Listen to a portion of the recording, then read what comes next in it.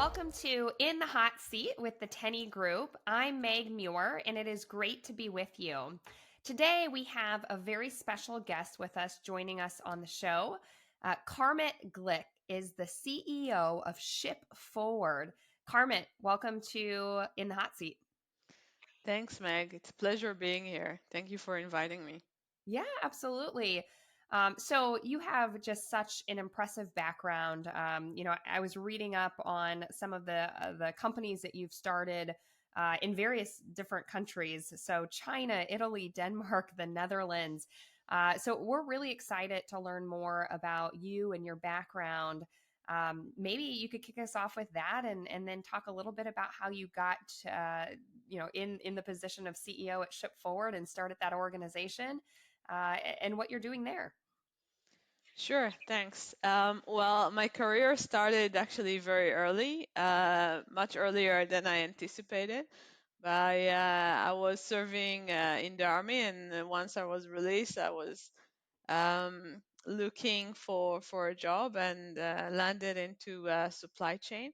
Started Okay. with MERS actually for many years, and that gave me the opportunity actually to live and work in various locations in the world and actually learn supply chain from within, especially in China, Mm-hmm. at the early start and afterwards in Europe, but also definitely also in the States. And after many years within the corporate, which I enjoy very much and Yeah. learned almost everything, I decided that I would like to explore more the entrepreneurial side of our domain. Sure. And when I look at it, I've seen the biggest gap within delivering quality service to small businesses. I think Mm-hmm. that there is a lot of solutions out there for corporate, for large size corporation that have a lot of let's say capital to support their Sure. logistics, and there is not so much when we look at the small businesses. So of course there are a lot of local solutions out there in various geography, but not really overall global end-to-end solution to small businesses that looking at global trade. And what we are seeing, that there is also a gap within their knowledge Mm-hmm. and the industry. Sure. So since I left the group, actually, I'm really um, kind of captured into what type of solution we can provide to small businesses.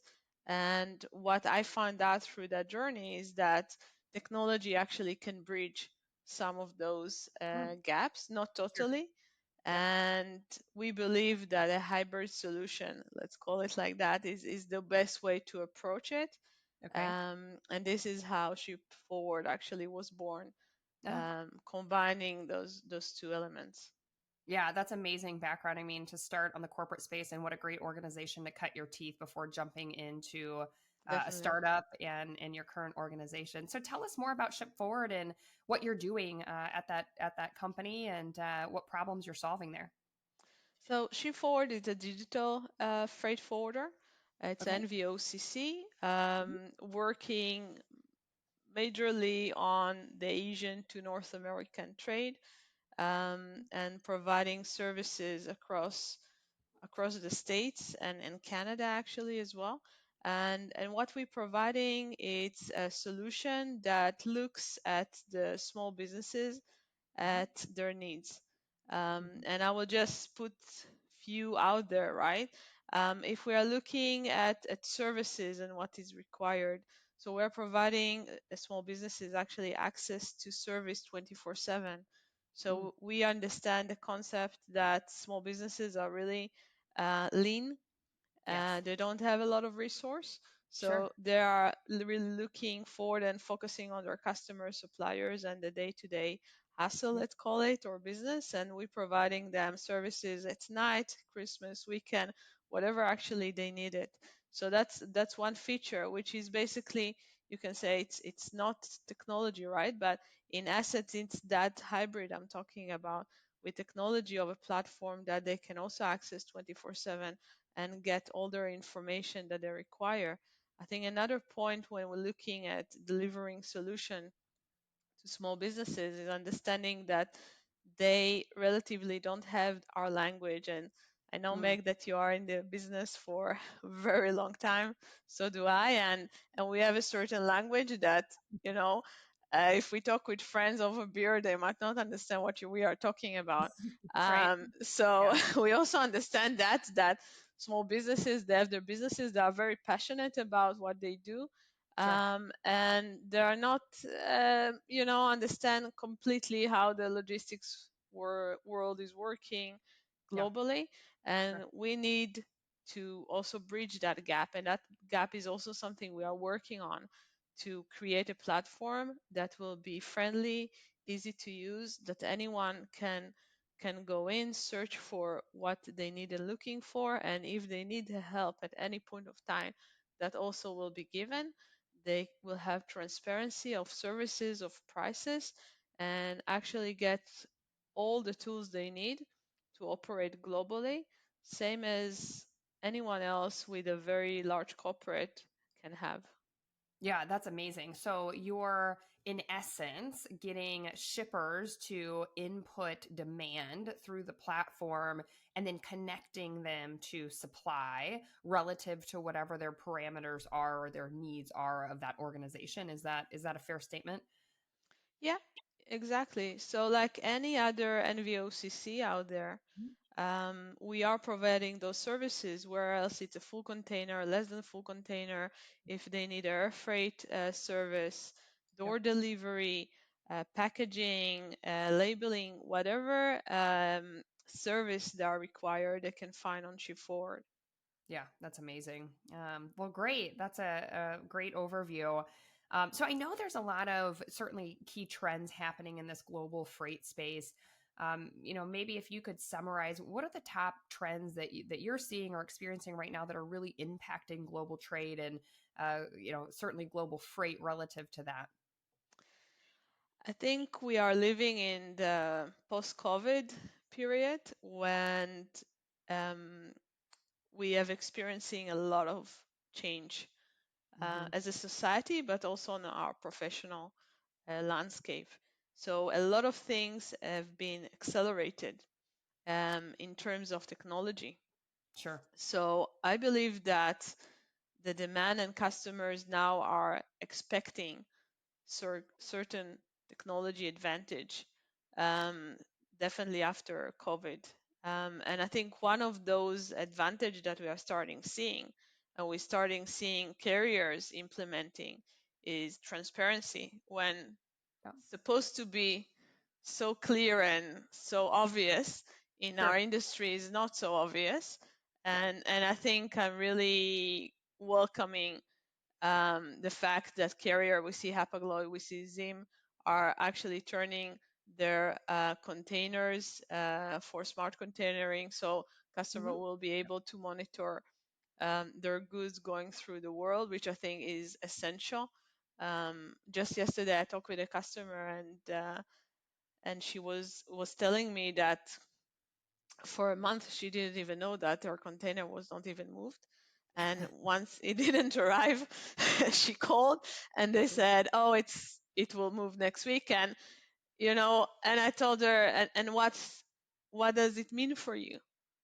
Sure. What does it mean in your hand when Yeah. something like this happens?" Sustained. And Yeah. she Sure. told me, the factory is stopped.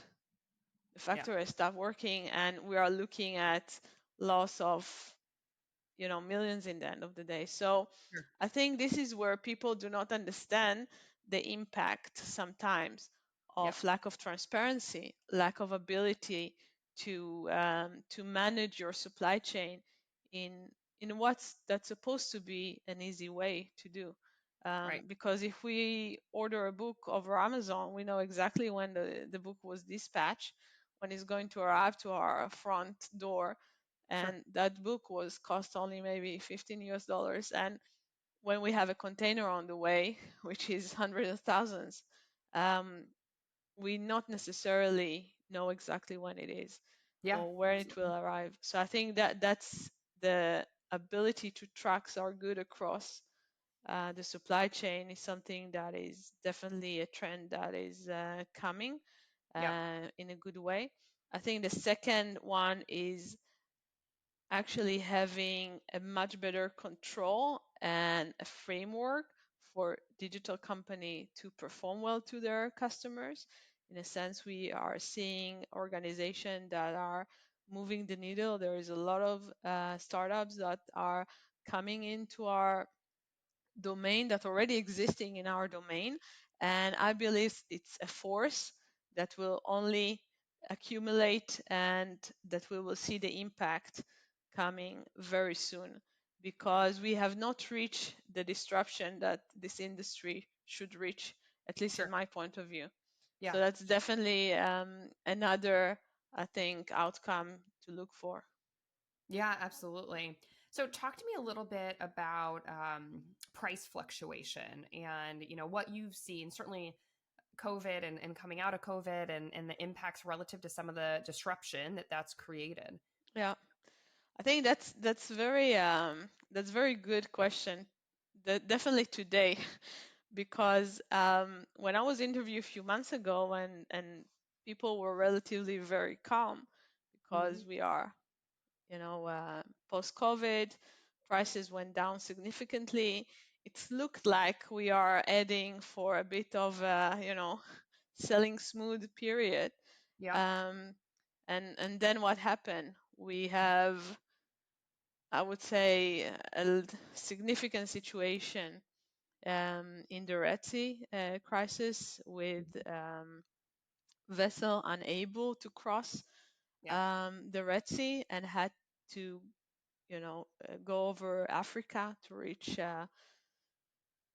Europe and US from China, and that is one gateway to the Western world, Yep. which created a huge disruption of the supply chain. It Sure. take above 77 days actually to reach, Oh, whereas it was half of that. And if we look on the other side of the world, with another gateway to the west world, which is the Panama Canal, and we hmm. see issues with the draft there that also um, preventing vessel to go through the Panama Canal Oh, with sure. full capacity, and that also create quite a lot of obstacles. So actually, rate have been tripled um, before the Chinese New Year, which is something nobody have seen or projected at, Sure. which is extremely unfortunate. Um, and we had Chinese New Year just ending, um, and it will be very, very interesting to see what happened. Actually, nobody really knows what's going to happen now, but I think next week is critical, because now we are facing in March the RFQ, the tender season Hmm. that is Sure. going to end in end of March with the carriers, and that will impact the rest of the year. Yeah, a lot to come and to be determined. It sounds like, but yeah, that uncertainty. I mean, we're feeling it across the board. Certainly, macroeconomic factors, but election year, right? There's all these different, macroeconomic, issues that are kind of gaining traction and speed and building up here that has left certainly that feeling of uncertainty domestically too. So, yeah, that's a great overview on key trends. So, talk to me a little bit more about the small to mid-sized businesses and why that shipping and logistics is so critical now, right? As there is this feeling of uncertainty, and they're kind of gearing up for, hey, when are we going to have a more of a rebound coming off of these recessionary pressures? But why is the shipping and logistics vertical so critical now for those sized organizations? I believe it's critical to any size of organization, but definitely to small and medium. Basically, whatever you do, whereas if you're a manufacturer or you are a trader, or or you are an e-commerce shop, um, if you actually sell physical goods, you have to deal with global trade, because most likely the goods or the materials will come from a certain point in the world and need to be moved to a certain point of the world. So no matter how we look at it, wherever small businesses handle physical good, they will have to deal with global trade. They will have to deal with logistic distribution Yeah. and supply chain. So I think it's there is nothing to say. We as a world, I think we spend 19% of the global GDP on logistics and logistics related, and Yeah. a big part of it is the small businesses that are the backbone of our society, almost every society. We sometimes forget it, but there are some societies that it's reached 60 to 70%. Yeah. So it's inherited within business Sure. that we will deal with global trade, and as such, it is critical. Um, and it's changing. I mean, we see it's changing. We see that geopolitical events do Hmm. impact global Yeah. trade and also impact small businesses, because if small businesses, or even it's starting also with very large corporate that moving production from China to various locations, it's also a risk for small businesses that they look into it and need to diversify their supplier portfolio, look Yeah. in at various location. I'm hearing Mexico is very, on a growth related to it. Yeah. And the interesting thing, if we look at globally, if we look at a trend of supply chain where else all, let's say, route are in decline, the only route which is in increase of cargo and growth is China to Mexico. And that's that's not for nothing. Yeah. It's Sure. because we see that in the States a lot of actually are looking into getting their goods from Mexico as well.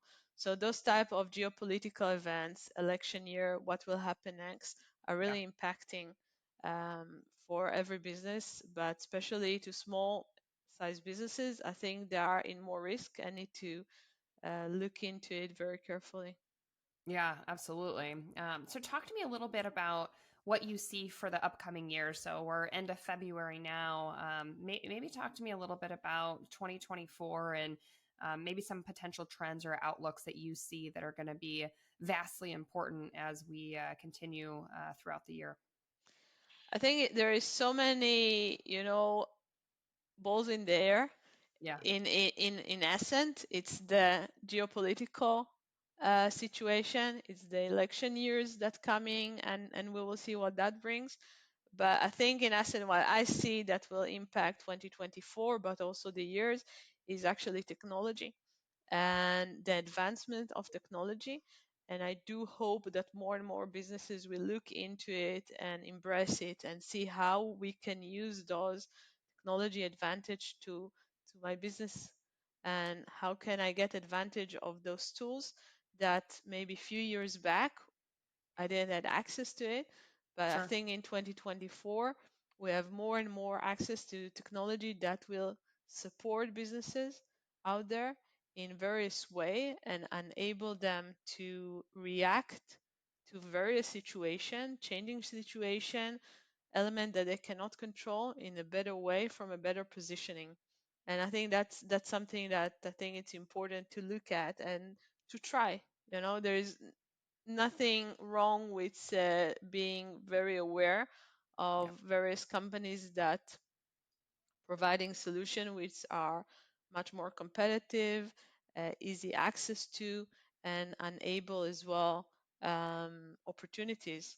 If I can say something, there is also opportunities within um, fintech and Mhm.